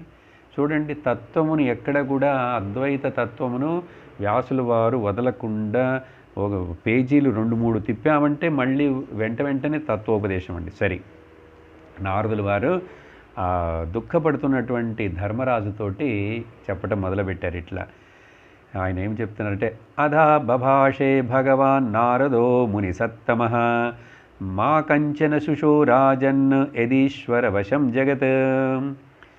ఇలా దుఃఖిస్తూ ప్రశ్నించినటువంటి ఆ ధర్మరాజు దగ్గర నారదులు వారు మునిసత్తముడు ఇట్లా చెప్పడం మొదలుపెట్టాడట. ఏంటి, ఓ రాజన్ మా కంచన శుశో, కొంచెం కూడా నువ్వు దుఃఖపడకూడదు. ఎందుకంటే పండితులైనటువంటి వారు, వివేకం ఉన్నటువంటి వారు ఇట్లా దుఃఖపడకూడదు. ఎందుచేత ఈ జగత్తు మొత్తం కూడా యదీశ్వరం వశం, ఈశ్వరుడి యొక్క వశములో ఈ జగత్తు మొత్తం నడుస్తున్నది. అందుకని దుఃఖించకూడదు. ఇది చాలా ముఖ్యమైన ఉపదేశం అండి. భగవద్గీతలో 2వ అధ్యాయములో 11వ శ్లోకంలోనేనండి భగవంతుడు అర్జునుడికి గీతోపదేశం ప్రారంభిస్తాడు. అంతకు ముందు వరకు అంత ఆ యుద్ధరంగం యొక్క కథ, అర్జునుడు వాదించటం, తన యొక్క అభిప్రాయమును తెలియపరచటం, అనేక విషయములు ధర్మములను గురించి చెప్తాడు కృష్ణుడికి. ఈ యుద్ధము ఎంత చెడ్డది, చేయకూడదు, నేను వెళ్ళిపోతానని. అవన్నీ విని విని తరువాత ఉపదేశం చేసేటప్పుడు కరెక్ట్గా మొదటి శ్లోకం అండి, అశోచానన్వశోచస్త్వం ప్రజ్ఞావాదాంశ భాషసే గతాసూన్ అగతాన్ సుంశ్య నానుశోచంతి పండితాః. దుఃఖించకూడని దాని గురించి నువ్వు దుఃఖిస్తున్నావు, కానీ నువ్వు మాట్లాడేదో పండితుడిలాగా మాట్లాడుతున్నావు. పండితులు ఇలా వెళ్ళిపోయిన వారి గురించి, వెళ్ళిపోబోయే వారి గురించి దుఃఖపడరు. ఇప్పుడు నువ్వు పండితుడివా అపండితుడివా? You are wise or otherwise? ఇండైరెక్ట్గా కృష్ణుడు అడిగి అక్కడి నుంచే ఆ తర్వాత జ్ఞానం, సాంఖ్యయోగం టీచింగ్ అండి. కాబట్టి ఇక్కడ మా శుచ, దుఃఖపడకూడదు. మనం ఈ ప్రిన్సిపల్ని తీసుకోవాలండి జీవితంలో. నెవర్ జస్టిఫై యువర్ మిజరీ అంటారు Swamiji. Okay, I'm miserable because of this. నేను దీని వలన దుఃఖం, దాని వలన దుఃఖం, వాడి వలన, ఆమె వలన దుఃఖం నాకు అని ఏది చెప్పి కూడా నీ యొక్క దుఃఖమును నువ్వు సమర్థించకు. దుఃఖము నీకు లేదు, నువ్వు దుఃఖించవలసిన వాడివి కాదు. నువ్వు సచ్చిదానంద స్వరూప ఆత్మావని తెలుసుకోవాలి. కానీ దుఃఖమును జస్టిఫై చేస్తూ ఉంటే జీవితంలో అది మనల్ని వదిలిపోనే పోదండి. మా శుచ, never become miserable, never justify I'm miserable because of this అని స్వామీజీ చెప్తారు. Delete that. ఎందుకంటే జీవితం యొక్క గమ్యం, మనుష్యుడి శరీరం యొక్క ముఖ్యత్వం ఆనందముగా జీవించటం, ఆనందముని నేను ఆనంద స్వరూపుడిని తెలుసుకోవటం. ఆనందం బయట నుంచి రాదు. ఈ దుఃఖములు ఇవన్నీ కూడా సంతోషములు మనం అనుకుండే ఇవన్నీ కూడా తత్కాలము, శరీరము, మనస్సుకు సంబంధించినవి. ఈ బాడీ మైండ్ కాంప్లెక్స్ నేను కాదని తెలుసుకోవాలి. అది ఈ చిన్న ఒక వార్తలో ఉన్నటువంటి శబ్దంలో అర్థం. అలా చెప్పి ప్రాణులను కలిపేది, ప్రాణులను విడదీసేది అన్నీ కూడా ఆ పరమేశ్వరుడే. వాళ్ళ ప్రారంధ కర్మలకు తగినట్లుగా ఆ కర్మను పంచి ఇచ్చి కర్మఫలమును చక్కగా నడిచేట్టు చూసేవాడు ఈశ్వరుడు. ఆయనకేమి పక్షపాతం లేదు. ఒక నది నీటిలో ప్రవహిస్తున్నటువంటి విరిగి పడిపోయిన చెట్టు కొమ్మలండి, అట్లా ప్రవాహంలో దగ్గరికి వచ్చేసి కలిసినట్లుగా కలిసి కొంచెంసేపు అట్లా ప్రయాణం చేస్తాయండి. మరలా వేగము మారి ఏదో ముందు ఒక రాయి అట్లా వచ్చి సుడిగుండం వచ్చిందంటే అన్నీ విడిపోతాయండి. ఈ కాలం అనే ప్రవాహంలో ఈ కలయికలు, విడిపింపులు ఇవన్నీ ఇట్లా జరుగుతూనే ఉంటాయి. ఇది కాలం యొక్క ప్రవాహం, మనుషుల యొక్క కర్మ కారణం అని చెప్పి కాబట్టి మనము ఈ కర్మకు, ఈ కాలమునకు మనము బద్ధులమై ఉన్నాం. కాలము కర్మ నాకు లేదు, నేను దేని చేత బంధింపబడని పరబ్రహ్మతత్వమని జ్ఞానంతో తెలుసుకొనుట తప్ప మరొక మార్గం లేదు. ఎలా బంధించబడ్డాం? ఉదాహరణ ఇస్తున్నారండి నారదుల వారు. ఈ ముక్కులో తాడు వేసి ఎద్దుల్ని, పశువులని, ఆవులని వీటిని కట్టారు కదండి. కట్టి తాళ్లతోటి ఎద్దులు, ఆ యజమానులు ఆ బండి మీద దాన్ని కట్టి బండి మీద చాలా సామాను వేసి దాని చేత మోయించుతారు. ఆ ముక్కులు తాడు వేసి ఇట్లా పట్టుకోకపోతే అది చెప్పింది విందండి, మనం అనుకున్నట్లుగా నడవదు అది. అలాగే మనుషులను నిధి విషేదములనే తాడులతోటి వేదము, విధి నిషేధ రూపంలో ఉన్నటువంటి వేదం అనే తాడు వర్ణాశ్రమ ధర్మములనే ఇవన్నిటిని పెట్టి వీటిలో మనల్ని అట్లా కట్టి నడిపిస్తున్నది. ఎందుకు ఇలా ఇవన్నీ లేకపోతే అసలు నడవం. కానీ ఆ నడిచేటప్పుడు ధర్మము అర్థము, కామము, మోక్షమని 4 వర్ణ ఆశ్రమ ధర్మాలండి. అట్లా నడిపిస్తున్నారు కాబట్టి ఇవి నడిపించేవాడు ఆ ఈశ్వరుడు యొక్క ఆజ్ఞ. కర్తృరాజ్ఞయా ప్రాప్యతే ఫలం. తర్వాత మరొక ఎగ్జాంపుల్ ఇస్తూ నారదులు వారు చెప్తున్నారండి. ఈ ఆట బొమ్మలు ఆడించేవాడు ఉన్నాడు కదండి, తోలు బొమ్మలు. ఇప్పుడు ఈ రోజుల్లో కనపడవులేండి, కానీ ఇంకా గ్రామాల్లో ఉంటాయి. ఆ ఆట బొమ్మలను ఆడించేవాడు పైన వాడి చేతులకు ఆ దారాలని కట్టుకొని అన్నిటినీ తన కంట్రోల్లో పెట్టుకొని ఆడిస్తుంటాడు. అలాగే ఈ ప్రపంచమనే స్టేజ్ మీద ఈ జగత్ అనేటువంటి డ్రామాని నడుపుతున్నటువంటి దానికి అధ్యక్షుడు, డైరెక్టరుగా ఉన్నటువంటి కంట్రోలర్ ఆ పరమాత్ముడు, ఈశ్వరుడు. అందుకని ఎప్పుడు ఎక్కడ ఏమిటి ఎట్లా జరుగుతుందనేది మనకేమీ తెలియట్లేదు కదా. అన్నీ అన్ప్రెడిక్టబుల్గానే ఇరికాయి, నిర్ధారణ చేసి చెప్పలేకుండా ఉన్నాం. ఎవరికి ఎప్పుడు ఏమి అవుతుంది, ఎవరికి ఎప్పుడు ఏమి కాదు అనేది తెలియట్లేదు కదా. అందుకని నువ్వు దుఃఖించకూడదు అని చెప్పి ఇక్కడ కూడా ఒక శ్లోకంలో ఆయన పరబ్రహ్మతత్వమును చెప్తూ మరలా జీవుడు నిత్యుడు కానీ అనిత్యమైన దేహముతో తాదాత్మ్యము చెందుట వలన ఇది నేనని భ్రమించి దాని వలన ఏది సత్యము కాదో దానిని సత్యం అనుకొనుచు సత్యమేమిటో అది తెలియక ఇలా ఉన్నటువంటి మోహం వలన ఆసక్తి కలిగి ఆసక్తి వలన దుఃఖము ఏర్పడును. కాబట్టి దుఃఖించని అవసరం లేదు. ఇక్కడ చెప్తున్నాడు ఒక శ్లోకంలో అండి, ఏంటంటే నువ్వేమనుకుంటున్నావు ధర్మరాజా, వత్తేరంస్తే చ మాం విన కథం త్వనాథాః కృపణాః వర్తేరన్ తే చ మాం విన. ఈ కళ్ళు కనపడినటువంటి పెద్దవాళ్ళైనటువంటి వాళ్ళు నేను లేకుండా, మా సహాయం లేకుండా వాళ్ళు ఎట్లా జీవించగలరు? చూడండి, ఇదే లోకంలో మనందరం, ధృతరాష్ట్ర వాళ్ళ కళ్ళు లేవు, అది వేరే విషయం. మనం అనుకుంటాం నేను లేకపోతే వీళ్ళు ఎట్లా బతుకుతారు, నేను చేయకపోతే ఎవరు చేస్తారు, లేదా పిల్లలు లేకపోతే నేనేమవుతాను. చూడండి, పిల్లలు ఉన్నవాళ్ళు ఎందుకురా ఇట్లాంటి పిల్లలు పుట్టారని తలబాదుకుంటారు లోకంలో. పిల్లలు లేనివారు మాకు పిల్లలే పుట్టలేదని చెప్పి కడుపు బాదుకుంటారు. చూడండి, ఈ కథలన్నీ, ఈ 2 విషయాల కథ భాగవతంలోనే వస్తుంది, తర్వాత కూడా చూస్తాం. అందుకని ఉంటే ఈశ్వరుడి కృప, లేకపోతే అది కూడా ఈశ్వరుడి కృపే అని చెప్పి భావనతో ఉండాలి కదా. అందుకబట్టి ఈ రాంగ్ నోషన్ ఏంటది, నేను లేకుండా, స్వామీజీ అంటారు, if we are not there what is the deficit, ఈ ప్రపంచానికి ఏం లోపం జరుగుతుంది, ఏమి కొరత ఏర్పడుతుంది. ఎంతమంది పుట్టారు, ఎంతమంది పోయారు, ఎంతమంది రాజులు వచ్చారు, ఎన్ని అవతారాలు వచ్చినాయి, ఎన్ని పోయినాయి, ఎన్ని యుగాలు జరిగిపోయినాయి, ఎన్ని పగళ్ళు రాత్రులు వచ్చిపోతున్నాయి. ఎవరికి ఏమి నష్టము లేదు.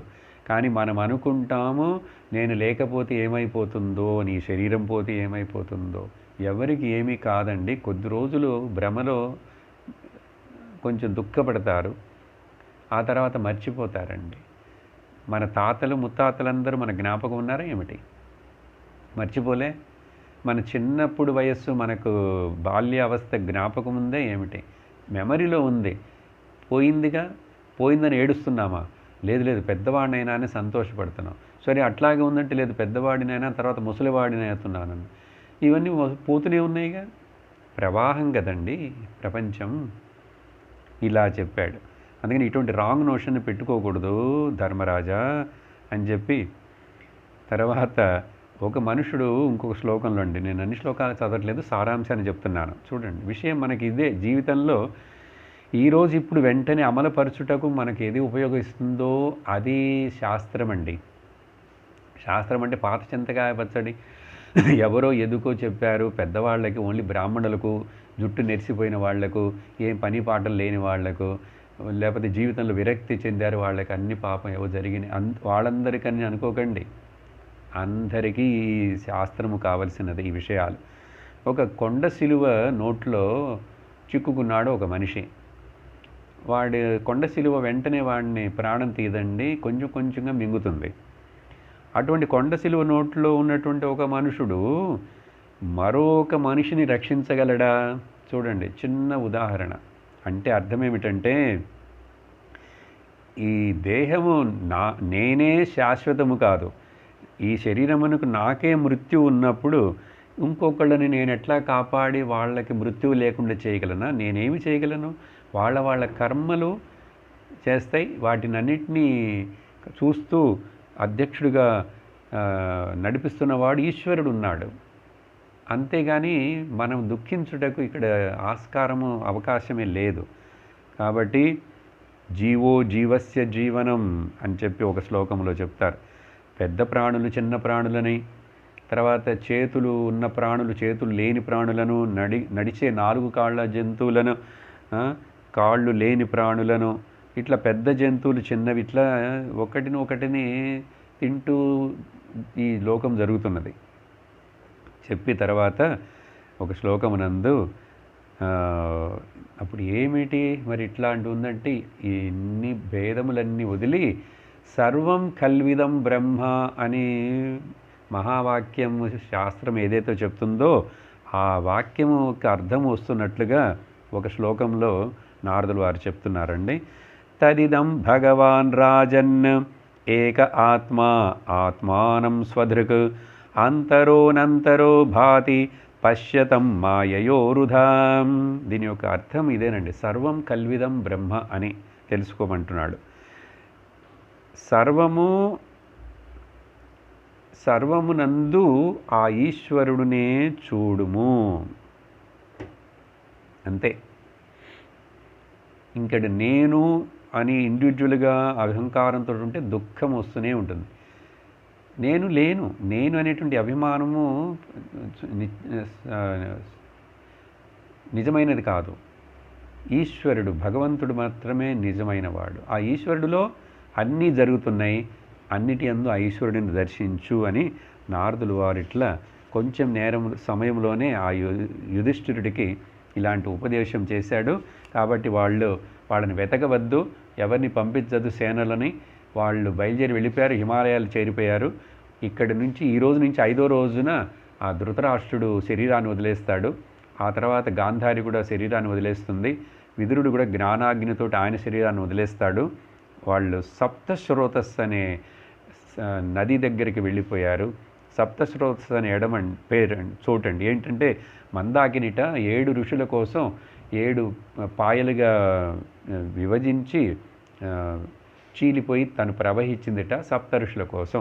అటువంటి స్థానములు అని చెప్పి ఆ తర్వాత ధృతరాష్ట్రుడు తపస్సు చేసి అక్కడ ఆయన కూడా యోగాగ్నితోటి ఆయన శరీరాన్ని వదిలేయటం అంతా జరిగింది.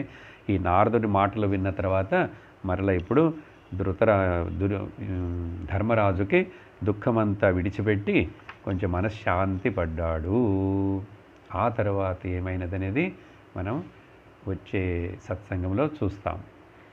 ఓమానందం ఓమానందం ఓమానందం ఓమానందం ఓమానందం సచ్చిదానందం ఓమానందం బ్రహ్మానందం ఓమానందం ఆత్మానందం ఓమానందం కృష్ణానందం ఓమానందం అమృతానందం. ఓం నమః శివాయ ఓం నమః శివాయ ఓం నమః శివాయ ఓం నమః శివాయ. సర్వత్ర గోవిందనామ సంకీర్తనం గోవింద గోవింద. ఓం లోకాః సమస్తాః సుఖినో భవంతు లోకాః సమస్తాః సుఖినో భవంతు లోకాః సమస్తాః సుఖినో భవంతు. ఓం శాంతి శాంతి శాంతి. హరి ఓం శ్రీ గురుభ్యో నమః. హరి ఓం. హరి ఓం తత్సత్.